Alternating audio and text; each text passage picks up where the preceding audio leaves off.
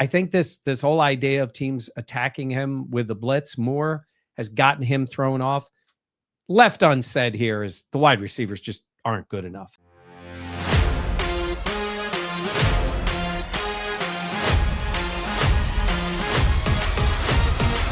Hey, everybody, welcome back to Buffalo Plus. I'm Mike Catalano with you. We are going to be doing the League podcast today. It is brought to you by our friends at Stellar Roofing, Windows, and Siding. We thank them for being part of Buffalo Plus. We are coming to you from the Connors and Ferris podcast studio. It's Kansas City Chiefs week. We're going to talk a lot about the Bills and where they are right now, getting ready for that week. Plus, we're going to have our top 5 and bottom 5 teams in the NFL and talk about a few other issues going around in the league. As always, please make sure to like, comment, and subscribe.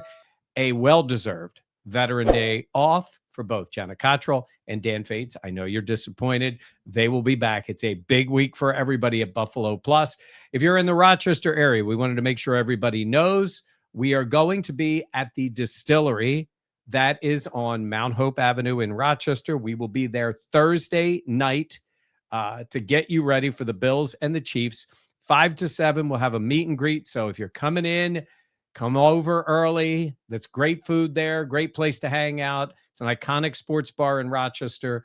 And then we'll be doing the podcast, the Buffalo Plus podcast, on Thursday night live at 7 o'clock. Again, that's the Distillery, Mount Hope Avenue.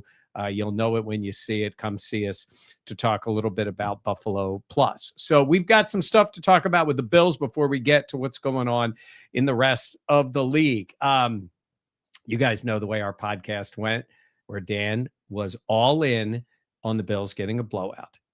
Now, they got their blowout on Sunday. Sunday night, you felt pretty good, right? Because Sunday night, you're like 40-9.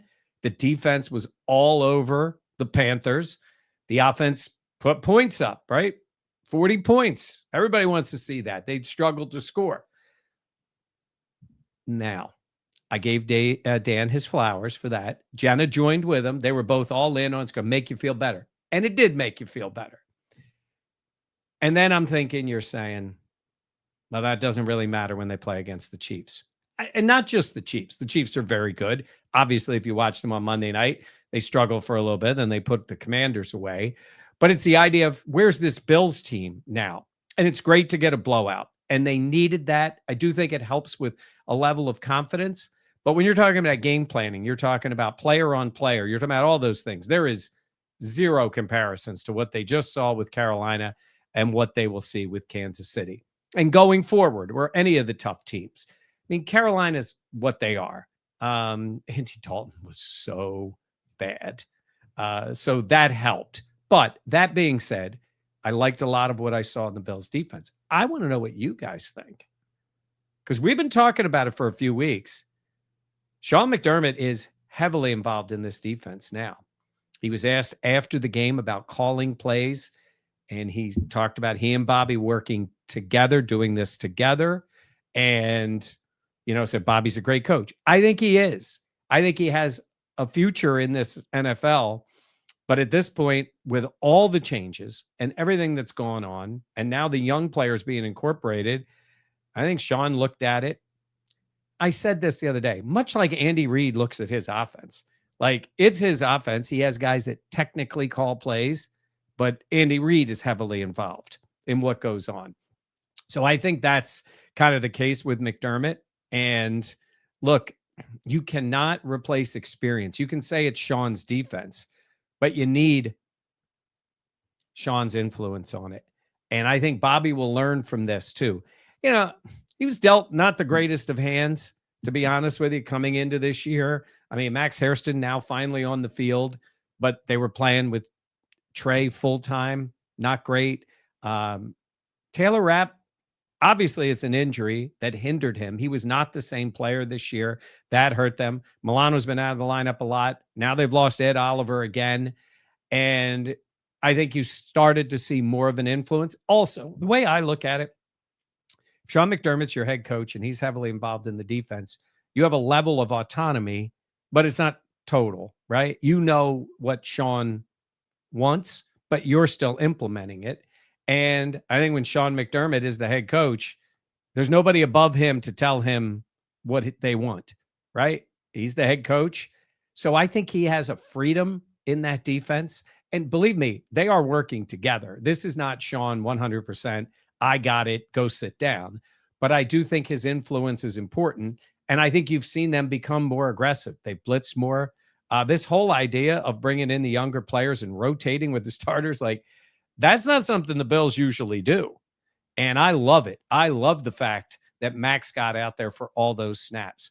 I really like the fact that Jordan Hancock is playing. I think Jordan Poyer has a role on this team. I think his toughness and his knowledge of the defense is important. But you already saw with the speed of a younger player like Hancock did, he saved a touchdown. He did. I mean, with most of the players, the veteran players on the Bills, that's a touchdown. He chases him down and makes a big play. And he's going to play more, I think. So I like that part. I like incorporating the other players. Michael Hoyt did really well. The numbers are great. Like even Hoyt said to us afterward, he goes, it's a lot more fun and a lot easier to rush the quarterback when they have to throw. He goes, you always have to worry about the run and the pass. He goes, but when you're up by 24, 30 points, they're passing. Pin your ears back and you go. But at least that being said, he was very effective. They got very good play. Greg Rousseau had a really strong game. Deion Walker, another good play. This is who this guy is now. And I think that's important. They're going to miss Ed Oliver a lot. Hopefully, you're in that spot where he comes back in the playoffs. That feels like a long shot, but let's see how it plays out. And, it'll be different this week, but we knew that coming in. At least they got that win. It was a big win. They got it taken care of. And now it's the Chiefs. I'm worried about the passing game. Josh Allen wasn't right in the game. He talked about some of his mechanics. He talked about not having his feet right and all. I'm a little concerned that was coming out of the bye because Josh is a worker. Josh will figure stuff out. He's the mind works that way. If he sees something he's doing wrong, he fixes it. I think this whole idea of teams attacking him with the blitz more has gotten him thrown off. Left unsaid here is the wide receivers just aren't good enough. I mean, Josh Palmer showed those flashes. He's out. Let's see. Maybe he could be back. Keon has been ineffective for the last few weeks.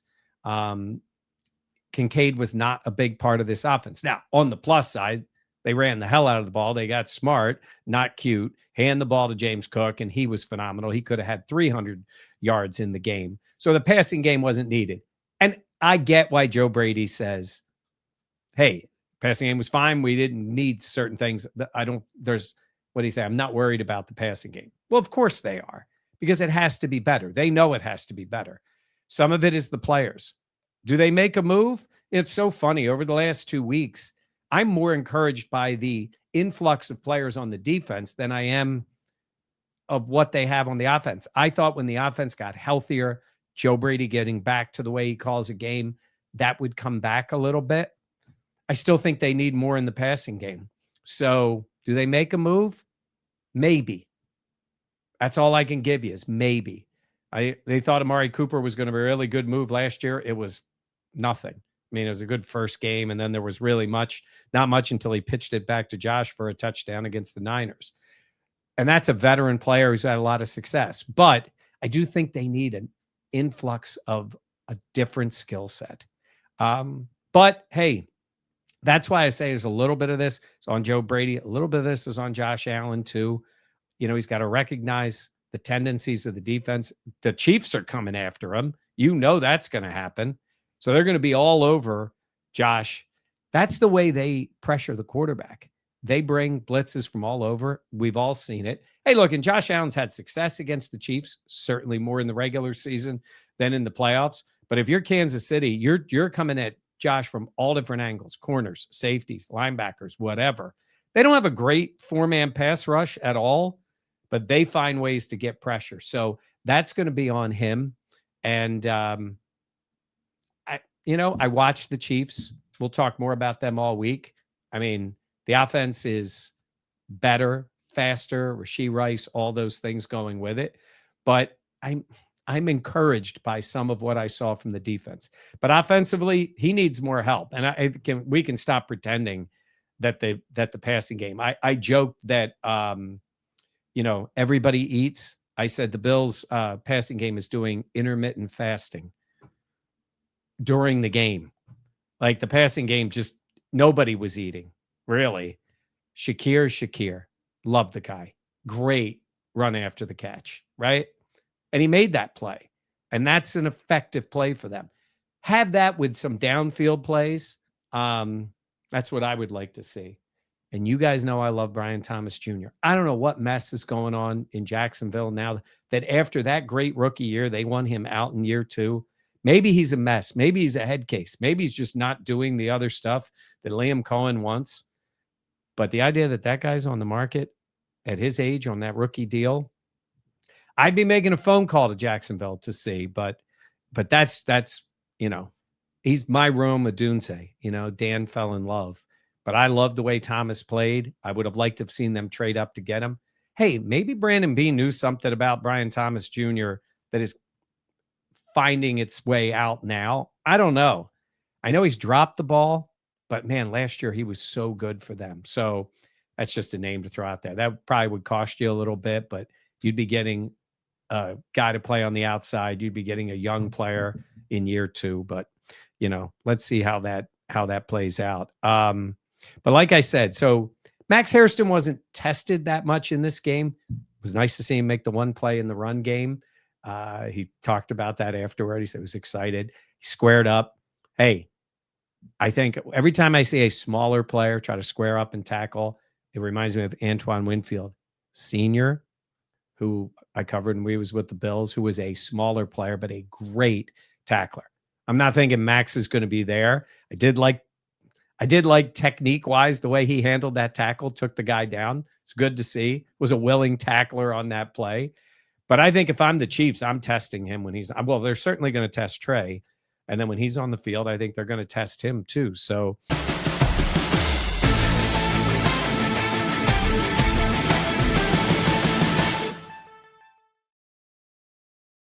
White Claw grab of the week. White Claw. I mean, we got it all over here in the studio. Who doesn't love a White Claw? I don't care. I mean, whether you're outside doing something, maybe like playing golf, you still get some nice days to go out inside with your friends, refreshing. These guys like the berry flavors. I had that peach flavor, what normally wouldn't be my go-to, went with that. It was outstanding. So White Claw again is big with us. So the White Claw grab of the week, grab life by the claw. And guess what we're going to say about the grab of the week? We talked about the lack of pass rushers and all those things for the Bills. It's not going to be a pass rusher. Do you know who's going to grab life by the claw and get the White Claw grab of the week? One Mr. AJ Epinesa. How about that play? How about AJ going up and getting the ball, bringing it down? Now, I talked to him after the game about it. He should have scored. He was so close, and he got grief. I said, when did the grief start? He goes, the minute the guys are picking me up off the ground, they're telling me I should have scored. He was so close. Now, it was a great catch, though. Wasn't an athletic play. Asked him about the play. He's like, I saw the tendency. I saw what the offensive lineman did. They had studied that, and he knew it was a screen. And once he knew that, he dropped back. Andy threw it, tipped it up, made the play. Tremendous. So the grab of the week from White Claw goes to AJ Epinesa. How about that for AJ? So again, I want to know what you guys think about how the Bills stack up with the Chiefs. It's kind of wild. They come into this game, neither team in first place. Both teams battling now for the division with a team that has a young quarterback that is ascending. Herbert's been around longer, but, Drake May's been playing well. So it's kind of funny to see. I think the Chargers have a little tougher schedule than the Patriots have a really easy schedule. Unfortunately for the Bills, their one really impressive win was against the Bills. And that was impressive that they came into Orchard Park to win. So that'll be something to see. But like I said, we will be talking more about what the Bills are going to do and how they stack up with the Chiefs and what this game means to both teams, because the team that wins is right in the middle of their division race and in an excellent spot to maybe challenge the Colts right now, the Colts, to move to that number one spot, or at least have that in play. You lose this game, either one of these teams, you can still win the division. It just makes it tougher. There's actual odds on the loser of this game and the impact it has on them winning the division. And they go down substantially with another loss, both teams. The Chiefs have 3 losses. The Bills have 2. So let's see how it plays out, but we'll be talking about it. All right, let's talk about the league itself. Top 5, bottom 5 for the NFL. And I'll start with number 5 in the NFL. I got to tell you, it is something to watch these teams. And I'm going to go this way. Number 5 for me is the Rams.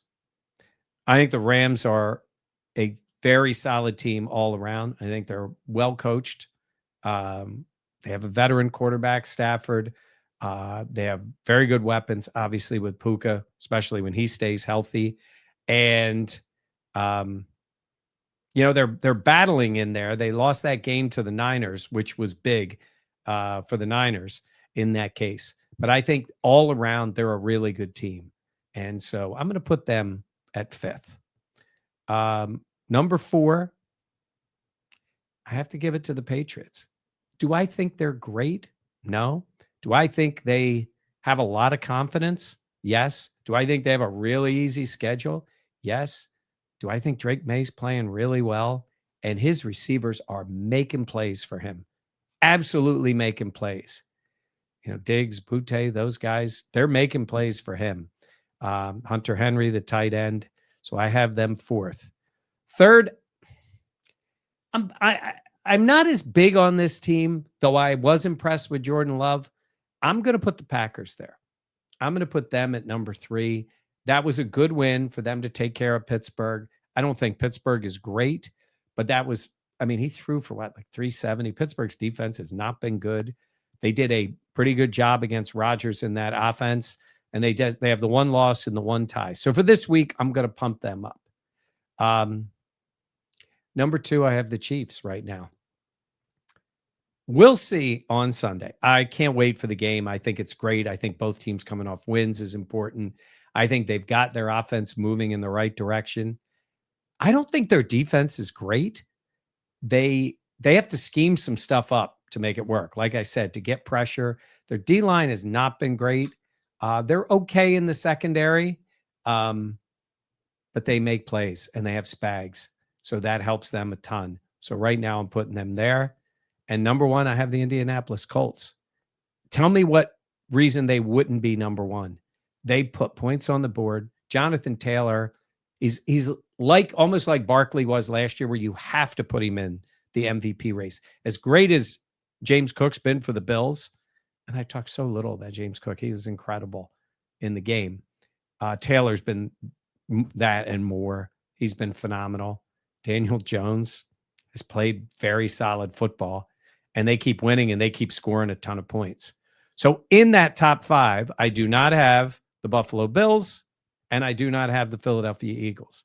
The Eagles have looked better. I think they're very good. I think they still have stuff to get worked out. They have their bye week. The whole A.J. Brown thing, I think, is a lot of nonsense. Maybe an off-season trade. It's trending like the Bills and Diggs. There's a lot of similarities in the way it's trending. I think that's an off-season trade for the Eagles if they look at it, because they don't really have another receiver. They have Devontae Smith, and it's like a $60 million dead cap hit. Like Howie Roseman's good with the dead cap and moving stuff around. You're not doing that, hurting yourself this year and making that trade, unless somebody wanted to overwhelm you with a player and 2 number 1s or something. And I don't think anybody's going to do that. And I don't have the Bills in there right now. Do you think of them as top 5 right now? I think they looked really good in this game, which was great. They needed that. Now, go out there take care of business against Kansas City Chiefs, and you will shoot way up my list.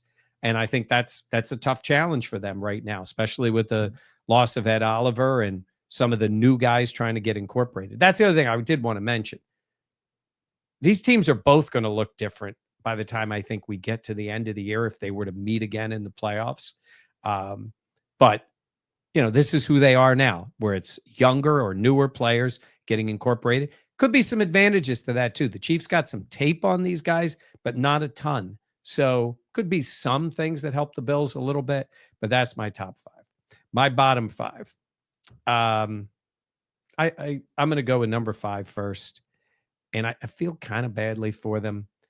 It's not working out for Brian Daboll. I don't know how this is going to play out in New York, but I'll have them as the 5th worst team in the league right now. I know people are excited, and I do think their quarterback, Jackson Dart, has ability. He's losing guys left and right. He lost Scatterbo on a bad injury, an ugly injury. By the way, my Philly's going to come out here a little bit. He got a big ovation from the fans as he left the field. They cheered for him. He waved to the crowd and thanked them. Afterward, the Eagles sent people to the hospital. Big Dom, Big Dom on the sidelines for the Eagles, brought Cam Scatterbo cheesesteaks and stuff, and he thanked everybody in Philly. So it's just the other side sometimes. Philly people have been living for 30 years hearing about when Michael Irvin got hurt that people cheered. I think it was a little different environment there. And it's hopefully that young man who is a really fun player to watch is going to be okay, because that was a serious injury. Let's stick with the theme. I know the Jets won. Congrats to them. I was bigger on Aaron Glenn than I should have been. I don't know if he has any idea what he's doing. That team stinks. But here they played without Sauce and without Garrett Wilson, and they won a game. That should tell you a little bit about the Bengals. They score points, but they can't stop anybody. So I have the Jets. The Cardinals stink. Jonathan Gannon is not a head coach. They were close in a lot of games, but they've lost again. They've lost 5 in a row. 2, I have the Saints. I had a little bit of hope that they were going to play a little tougher and all. They just aren't very good. They should be wholesaling players out. They need a whole reboot down there. Chris Olave, I know he's had some concussion issues, would look pretty good in a Bills uniform, but I don't know if they make a move there. And let's just say the Titans are number 1. They've already fired the coach. They won 1 game. They're just not a competitive team right now. It's not as much fun of a bottom 5 right now with the Jets winning and the Dolphins winning. Look at that. The Dolphins coming up with a win, but that's where that stands right now. And one last thing, and my Philly's going to come out again. This whole tush push thing. I love Dan Orlovsky. I think he does a great job. In fact, talked to him before the game down in Atlanta. But he said he saw the play, the tush push. Here's what I'm going to tell you about that play. Jalen Hurts fumbled the ball. It is a bad call. And they're like, it's too hard of a play to officiate. What's the difference between that play and any other quarterback sneak? The fact that somebody was pushing him in the butt going over the line has nothing to do with him putting the ball out there and the guy for the Giants taking it away. It's a missed call, a bad call. Why in God's name do we have to pretend that because he got pushed from behind, that's such a difficult play to officiate?